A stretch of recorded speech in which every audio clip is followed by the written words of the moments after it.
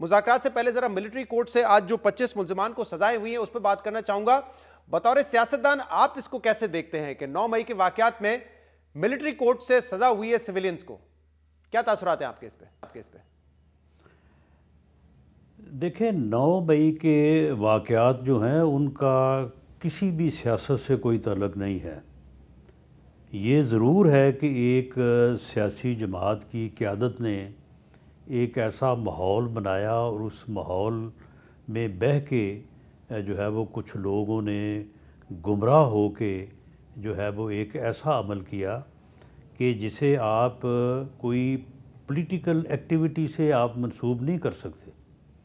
वो सरीहन खालसतन एक जुर्म था और वो उन्होंने जुर्म एक ऐसे एरिए में दाखिल होके किया जो कि दिफाई अदारे या दिफाई तनसीबात से मुतल्लक़ था। और इसमें मैं तो समझता हूँ कि अगर 9 मई के बाद विदिन 30 डेज़ जो है वो ये अमल मुकम्मल हो के सज़ा हो जाती तो और भी ज़्यादा बेहतर होता, ताकि ऐसा जुर्म, ऐसा इक़दाम करने वालों के लिए एक बहुत ही जो है वो तवाना मैसेज आता कि किसी ने इस किस्म की हरकत जो है वो अपने मज़मूम मकासद को जो है वो कामयाब करने के लिए नहीं। तहरीक इंसाफ आज भी मुस्तरद करें, वो कह रहे हैं कि आम शहरियों का फौजी अदालतों में ट्रायल तो हो ही नहीं सकता, इसलिए हम इसको मुस्तरद करते हैं। तो बेहतर ना होता कि इनका ट्रायल अगर सिविलियन अदालतों में होता, ज़्यादा ट्रांसपेरेंट और फेयर ट्रायल अगर वहाँ मिलता तो इसकी जो एक्सेप्टेबिलिटी है वो ज़्यादा होती? नहीं तो इन्होंने जाके ये जुर्म जो है ये कहाँ पे किया है? ये जो है ये ऐसे एरिया में दाखिल नहीं हुए जो प्रोहिबिटेड एरिया कहलाता है। ये ऐसी बिल्डिंग्स में दाखिल नहीं हुए जहाँ पे जो है वो पाकिस्तान के दिफा से मुतल्लक जो है वो मामलात हैं। और वहाँ पे अगर कोई दाखिल हो तो उसे ने अगर मिलिट्री एक्ट के तहत ट्रायल नहीं होना तो फिर ये मिलिट्री एक्ट जो है ये 1952 से फिर किस मर्ज़ की दुआ है? ये फिर क्यों बनाया गया, क्यों लेजिस्लेट हुआ? और अगर उन्होंने एक ऐसे एरिए में जाके जुर्म किया है जो मिलिट्री एक्ट के तहत जो है वो काबिल मुआख़ज़ा है तो उनका जो है वो ट्रायल जो है वो मिलिट्री कोर्ट में होना है। अच्छा, एक तरफ जहाँ तहरीक इंसाफ कह रही है कि कोर्ट में ये ट्रायल जो है वो पिछले 70 साल से होता आ रहा है, कोई ये कोई पहले लोग तो नहीं है। तहरीक इंसाफ जहाँ एक तरफ कह रही है कि शहरियों का ट्रायल मिलिट्री कोर्ट में नहीं होना चाहिए था, वहाँ पे वो ये भी कह रहे हैं, सलमान अकरम मिजाज साहब ने कहा है कि जो मुज़ाकरात के लिए हमने कमेटी बनाई है उसका जो सिलसिला हम शुरू करना चाहते हैं उसमें कोई खलल नहीं पड़ेगा और हमारी कमेटी आज भी मौजूद है मुज़ाकरात के लिए। और वो कह रहे हैं कि लेकिन आज डेडलाइन थी, हुकूमत ने अपनी कमेटी के हवाले से हमें बताना था, कमेटी बना दी थी, मुज़ाकरात करने थे, लेकिन उसका आगाज़ अब तक नहीं हुआ है। देखें शहजाद, इसमें जहाँ तक ये सज़ाएँ जो आज इतनी ताख़ीर के बाद तकरीबन कोई 1.5 साल के बाद जो अनाउंस हुई हैं उसमें जो है वो हमारा जो अदाम है जिसके मुतल्लक बाज़ लोग आज कह रहे हैं कि जी बड़ा शफाफ है, वहाँ पे बड़ी शफाफियत है। वो शफाफियत ऐसे ही है कि 45 साल बाद जो है वो फिर माफ़ी मांगनी पड़ती है कि हमने जो है वो गलत फ़ैसला किया था। और आज जिन लोगों को सज़ा हुई है, मैं ये दावे से कहता हूँ कि ये लोग कह ही नहीं सकते कि हमने ये जुर्म नहीं किया। वो कह ही नहीं सकते कि ये आदमी जो ये जुर्म कर रहा है ये मैं नहीं हूँ। उनकी अपनी आवाज़ें, अपनी आवाज़ों में उन्होंने जुर्म करने के बाद ख़ुद मैसेज और पैगाम दिए अपने साथियों को कि जी हमने जो है वो ये किया है। वो तो उनकी फुटेजेस मौजूद हैं, आज उनकी तस्वीरें और फुटेजेस दिखाई हैं, तो वो तो अगर टेररिस्ट कोर्ट वो कह रहे थे ना कि सबूत नहीं है। तो मामला ये है कि जो सुप्रीम कोर्ट ने इस मामले को डिले किया, स्टे दिए रखा, उसमें भी जिस किस्म की जो है वो चीज़ें रवा रखी गई, मैं उसमें नहीं जाना चाहता। तो ये अब पिछली तारीख पे जो है वो बाकायदा जो ये मुल्ज़मान थे, इनके वकला या इनके लवाकीन और अदालत के दरमियान जो है ये और प्रोसिक्यूशन के दरमियान ये बात तय हुई कि जी ये फ़ैसले जो हैं वो अदालतों को अनाउंस करने का जो है वो इख्तियार दिया जाए, उस स्टे को ख़त्म किया जाए, ताकि सज़ा के बाद जो है हो सकता है कि कुछ लोग जो है वो बरी हो जाए, कुछ लोगों की सजा कम हो और वो रिहा हो जाए। आपकी नज़र में जो मुज़ाकरात का सिलसिला शुरू होना है उस पर इसके क्या असरात होंगे? क्योंकि सलमान अकरम राजा साहब ने आज कहा है कि हम इन फैसलों को कबूल नहीं करते, लेकिन ये रुकावट नहीं बनेंगे जो मुज़ाकरात हम करना चाहते हैं हुकूमत से।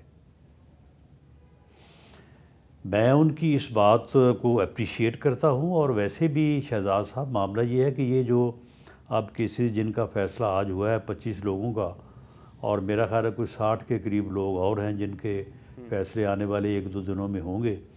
और इसी तरह से बानी पीटीआई का वो जो केस है 190 मिलियन पाउंड्स वाला, तो इनका तो मुज़ाकरात से कोई तल्लक नहीं होना चाहिए, ना है, क्योंकि ये तो एक रूटीन में सिलसिला जो है वो चल रहा है। और वो केस जैसे जैसे कंक्लूड हुए हैं या ये सुप्रीम कोर्ट से पिछले हफ्ते ये तय हुआ था, तो उसके मुताबिक जो है ये फैसले अनाउंस होने। तो राना साहब, एक तरफ तो हम ये देख रहे हैं कि पीटीआई कहती है हमने कमेटी बना दी, आपने कहा कि हम भी कमेटी बनाएंगे, और याद सादिक साहब कह रहे हैं मैं इंतजार कर रहा हूं कि मेरे पास कौन आता है। लेकिन दूसरी तरफ अंसार अब्बासी साहब की आज ये खबर थी कि जो बैक चैनल राब्ते हैं वो तो शुरू हो चुके हैं। उनकी खबर में लिखा है कि हुकूमत की तरफ से जो 2 अफराद थे उस मीटिंग में जो कि बुध की रात को हुई, उसमें एक तो पीएमएलएन के मिनिस्टर थे और दूसरे एक ऑफिशियल थे, और तहरीक इंसाफ से भी कोई आला ओहदेदार थे तहरीक इंसाफ के। तो वो जो बैक चैनल मुज़ाकरात हैं, क्या वो शुरू हो चुके हैं? वो राब्ते शुरू हो चुके हैं? आप तस्दीक करते हैं इसकी? जी बिल्कुल, मैं इसकी तस्दीक करता हूँ कि बैक चैनल राब्ते इन मुअज़्ज़ज़ साहिबान के साथ हमारे कभी भी जो है वो मुनक़ता नहीं हुए। इनसे टेलीफोनिकली भी बाई जो है via speaker office, speaker chamber जो है वो बात होती रहती है। और उस दिन हाउस में तय ये हुआ था कि ये जो कमेटी है वो स्पीकर साहब के पास आएगी, और स्पीकर साहब जो हैं वो फिर इस मामले में जो है वो गवर्नमेंट से बात करके तो जो है वो कमेटी अनाउंस करवाएंगे, और उसके बाद इन कमेटीज़ की जो है वो मीटिंग होगी। वो तो एक फॉर्मल मुज़ाकरात, वो तो बाद में कता कलामी की माज़रत राना साहब, वो तो एक फॉर्मल मुज़ाकरात है ना। वो असल मुज़ाकरात हैं जो कमेटीज़ के सामने होंगे, पब्लिक आई के सामने होंगे, या जो अंसार अब्बासी साहब की खबर है जिसकी आप तस्दीक करें कि जो बैक चैनल हो रहे हैं वो असल मुज़ाकरात हैं? ज़रा एक्सप्लेन कीजिएगा ना। नहीं देखें, वो जब मिलते हैं तो फिर ये बातें तो सारी ये होती हैं ना। तो अब मालूम ये हुआ है कि शायद कमेटी जो है वो स्पीकर साहब के पास वैसे तो राब्ता तो है, लेकिन फॉर्मली जो है वो आने को तैयार नहीं है। तो गवर्नमेंट ने जो कमेटी अनाउंस करनी है उसमें, क्योंकि हमने अपने अलाइज़ के नुमाइंदों को भी शामिल करना है, और हमारा ये ख्याल है कि उन्हें ज़रूर शामिल किया जाना चाहिए, और फिर उन पार्टी से उनकी जो क़यादत है उनसे नाम लेके ही वो नाम दिए जाएंगे। तो इसलिए कल प्राइम मिनिस्टर साहब तशरीफ़ लाए हैं, और मेरी इतला के मुताबिक कल स्पीकर साहब का भी उनसे रब्ता हुआ है।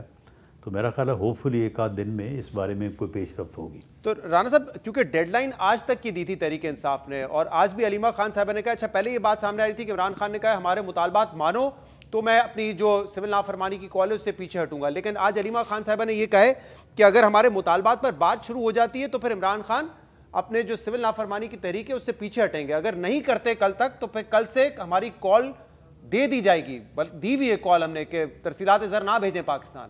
तो कब तक आपकी ये कमेटी जो है वजूद में आ जाएगी? शहजाद हमारा तो मशवरा यही होगा कि इन जो है ना ये डेडलाइंस को और इन वार्निंग्स को छोड़ें अब, और जो है वो बैठें, बात करें। पार्लिमानी जमहूरी सिस्टम में जो है वो जब तक आपस में बैठेंगे नहीं उस वक्त तक इश्यूज़ जो हैं वो अनरिजॉल्व रहेंगे। तो इनको रिज़ॉल्व करना जो है ये सभी की ज़रूरत है, इनके ऊपर बात होनी चाहिए जी।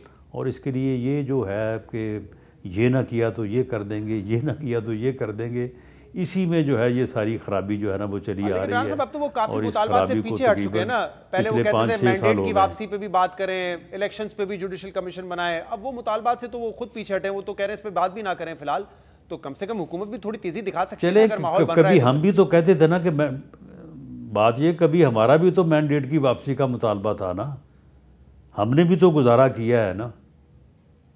तो मामला ये है कि ये वो तो इस तरह से ना करें कि शायद ये कोई पहली मरतबा उनको जो है वो इन चीज़ों से जो है वो वास्ता पड़ा है। वो कोई ज़्यादा देर की बात नहीं है, वो दूसरी तरफ थे। और उस वक्त तो जब हम यही मुतालबे करते थे, समझौता जो होगा वो क्या इसी बात पे होगा कि पीटीआई अपने तर्ज सियासत को बदले, ये जो हुकूमत गिराने का है, बार बार इस्लामाबाद पे चढ़ाई करने का मामला है, वो तर्क करे और फिर आसानियां पैदा हो जाएंगी इमरान खान के लिए? क्या इन्हीं लाइंस पे मुज़ाकरात होंगे?